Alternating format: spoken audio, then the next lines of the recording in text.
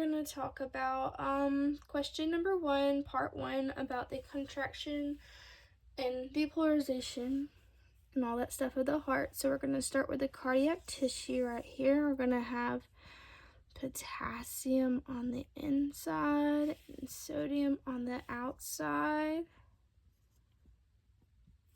And we have a resting membrane potential that is not looking at at all. There it goes. Of negative 90 millivolts.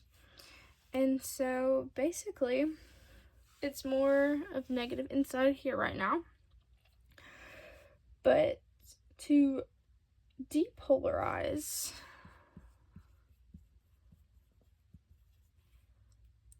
it'll have sodium go into the cell. Basically influx into the cell,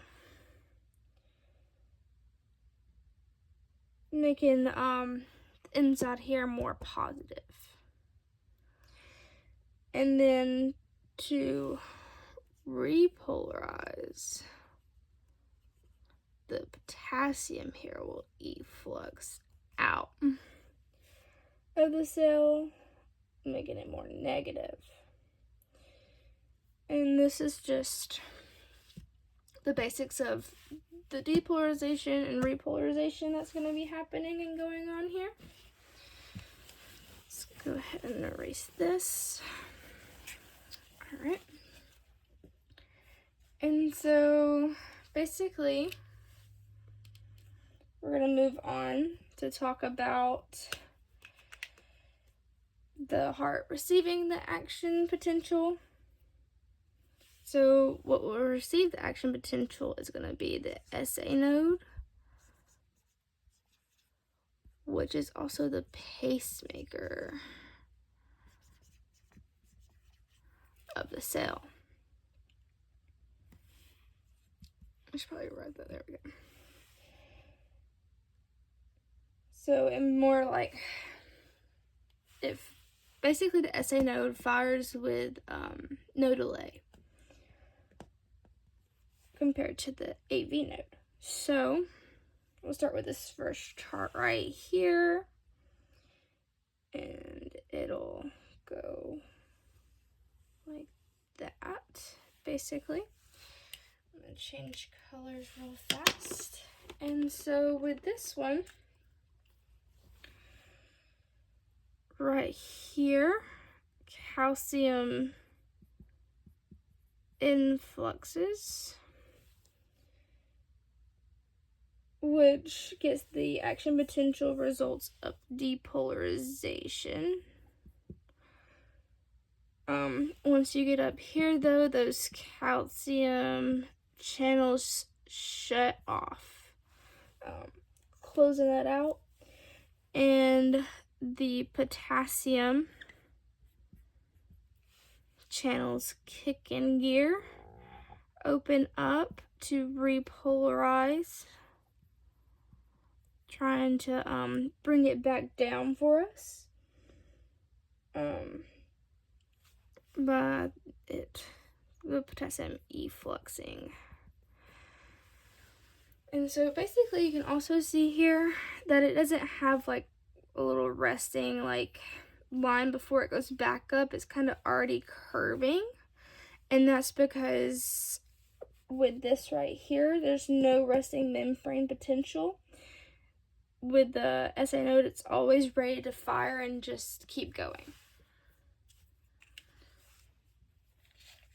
All right, let me get just so, oh, I have room. All right, so then we'll look at this other chart over here, the cardiac myocyte.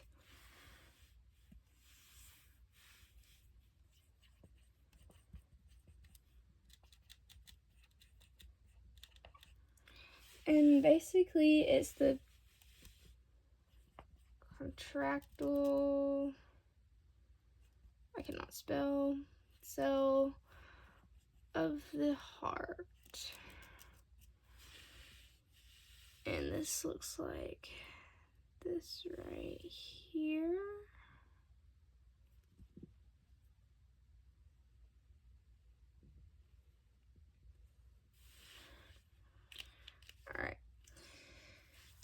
So basically with this one,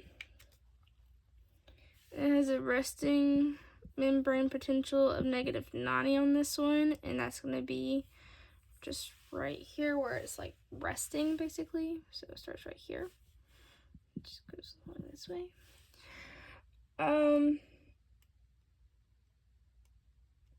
So it'll start with a sodium influx,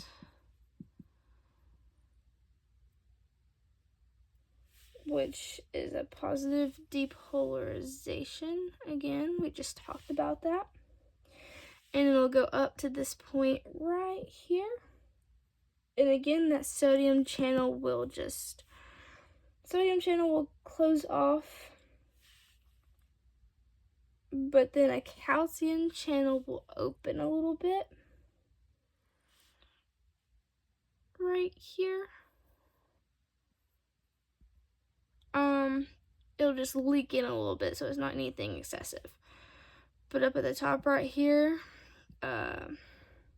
potassium channel will open up to bring it down some, and then it'll slow down the potassium as the calcium leaks in a little bit. And then as soon as that, so basically the calcium kicks in to help with a more smooth contraction. So right here it's trying to delay a little bit to allow the heart to fully contract. This is part of it. And then the potassium channel will open back up, allowing the potassium efflux to happen, bringing it back right down to the resting membrane potential.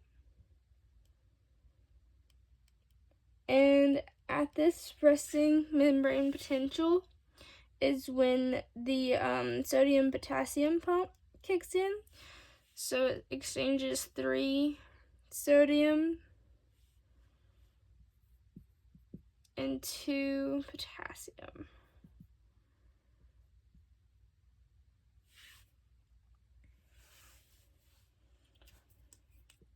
Alright. And this is just again how like the depolarization happens, and then the repolarization kicks in to help with the heart. And this right here is basically just the heart trying to have a smooth contraction, allowing the heart to fill properly.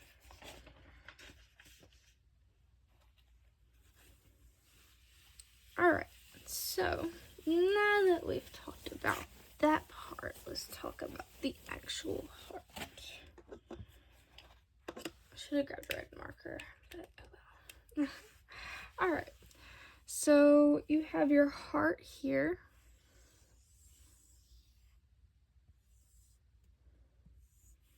Alright, you have your SA node at the top right here.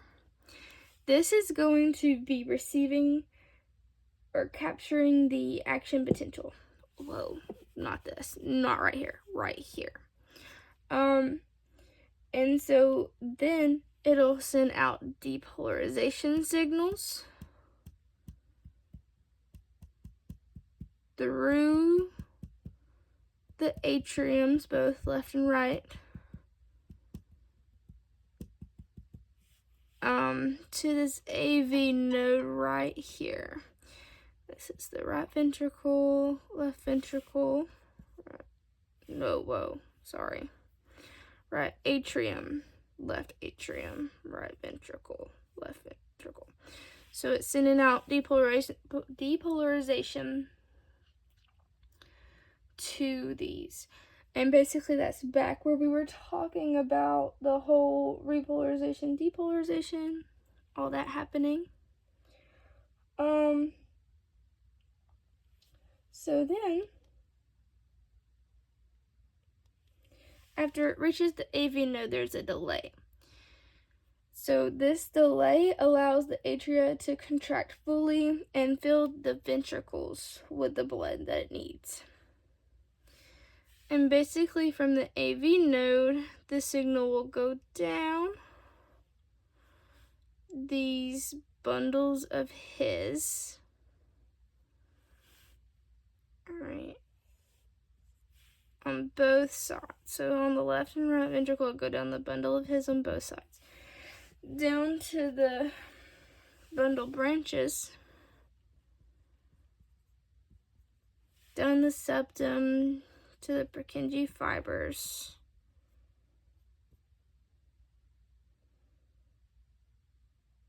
And then at the Purkinje fibers, the ventricles start to contract and pump the blood out of the heart and like more into like the rest of your body, your muscles, and that's how they get that. So I'm gonna draw it under here a little bit, but to go with this is the EKG. So it's like a little, not the best at drawing this. So you have a P, a Q, R, S, and a T.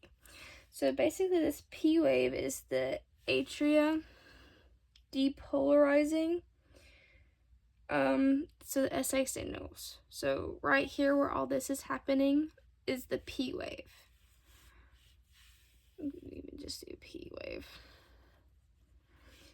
And so then we'll go to right here. This little line right here is actually the AV node delay. So it's when this stops and delays everything so that the top can fully contract, pushing the blood into, the rest of the blood into the ventricles. And then the QR is going to be where it comes to the bundle branches. So the Q through the R is through here. So it comes through the bundle, the signal comes through the bundle branches, and the bundle branches are depolarizing. And then with the RS is the Purkinje fibers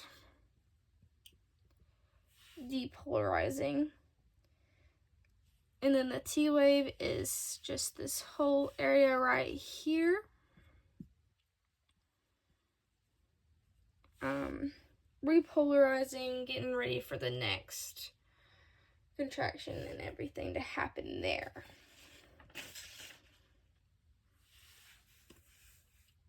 Alright. So then we can move on and get deeper into the contraction with the depolarization and everything and the muscles in the heart.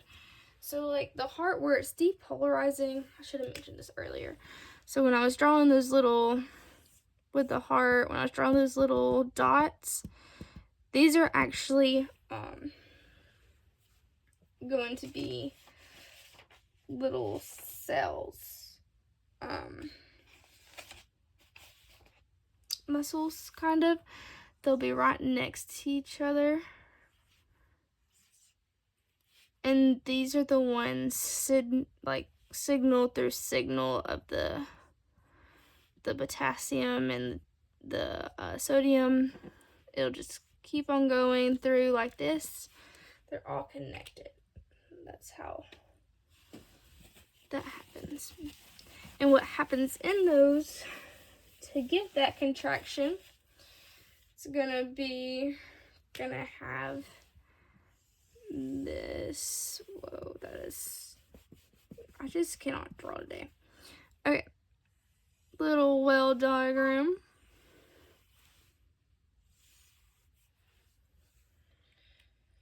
And so the outside right here is called the sarcoleum. And so basically this is going to be your T tubules. And in your T tubules comes calcium.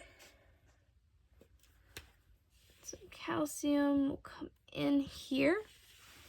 All right, and then on this right here, you'll have a couple of boxes. These are your L-type receptors. And they branch off into right here.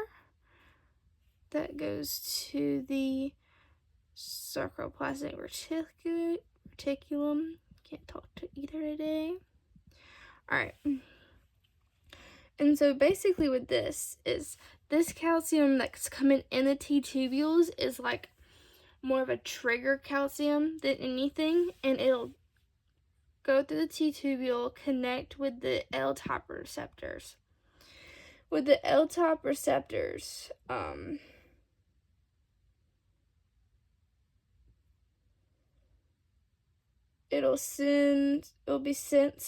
calcium will be sensed by something called rhodine receptors. And so after the L-type receptors, or L-type channels, it'll be sensed by rhodine receptors. And after these are sensed by this, the sarcoplasmic reticulum holds a bunch of calcium in it. It will release that calcium. All right.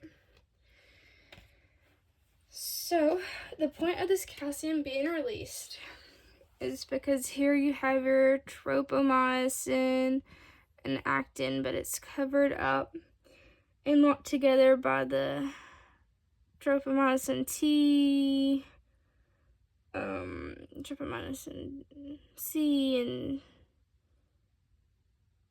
tropomyosin I.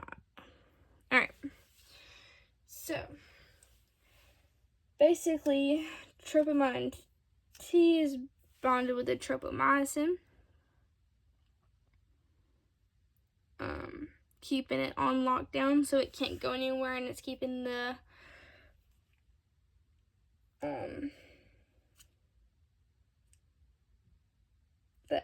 actin from being able to bind correctly. So what happens is this calcium comes in and binds with this tropamine C, and it branches off these two, like it just like pulls it away, basically pulls like just all of this away and off is what the calcium does.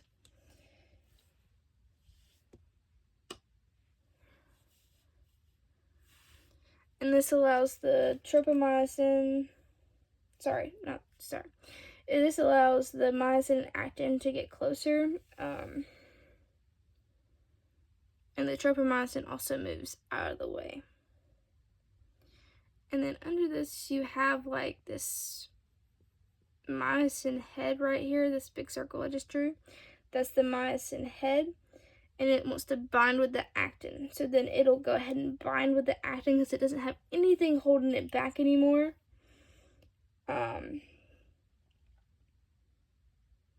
Once the myosin binds with the actin, there's a power stroke that happens with the but it uses calcium, so it uses some calcium also down here for this power stroke, and it uses ATP.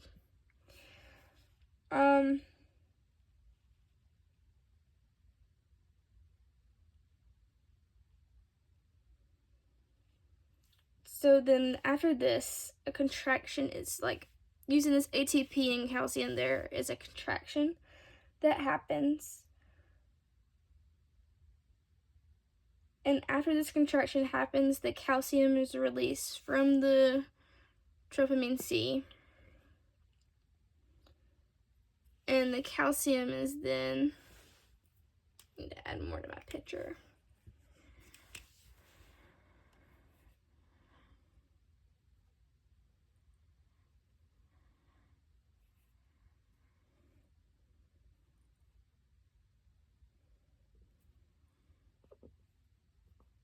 Alright, so then the calcium is sucked back up into this thing called a circa. The circa is more of like a vacuum for calcium. So once the calcium is done, after this contraction has happened, the calcium's no longer needed to float around out here because it's no longer attached. So then it's just taken back up by like the circa. And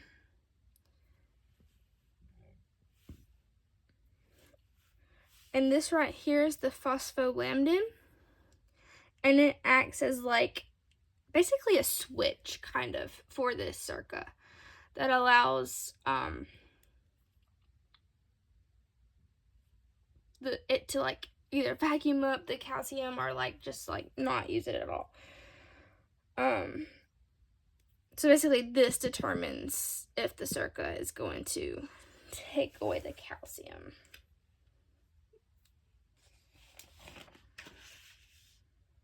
So to regulate this contractions, we have an SNS, which is going to be your norepi and norepinephrine is the whole word for it, and then epinephrine. And so basically what happens is you'll have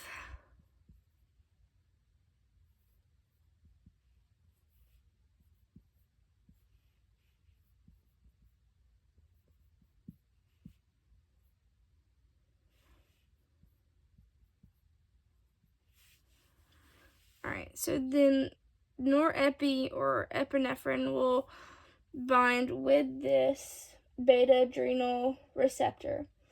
After it binds with this beta adrenal receptor, it'll bind with this G stimulatory protein, and then it will goes to the AC, and the AC formates cyclic AMP, CAMP, and then this forms into pKa up here, and this pKa basically can help the phosphorylate L-type receptors and all that be more sensitive to calcium, and help release more calcium basically from the sarcopterygium. So this will help increase contractility overall. But when you can do that, you can also cause, like, you can cancel it kind of with what's going to be over here is our PNS.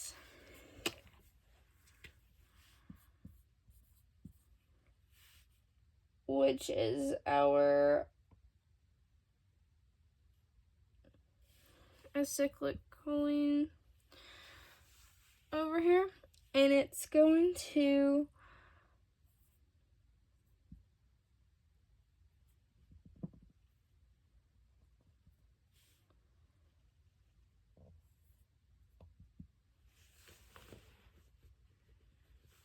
and so basically this one is going to bind with this MS protein right here that will also bond with the G inhibitory protein, which prevents this AC going to cyclic AMP, CMP, which means that this cannot help go to pKa to help increase calcium coming out of the sarcopterygium. It just cancels it. So like it'll still like have some like contraction from the calcium coming in through the T tubules. It just won't increase because you're canceling that out, canceling this hole right here from happening. Basically, so. And I think that is the end of part 1.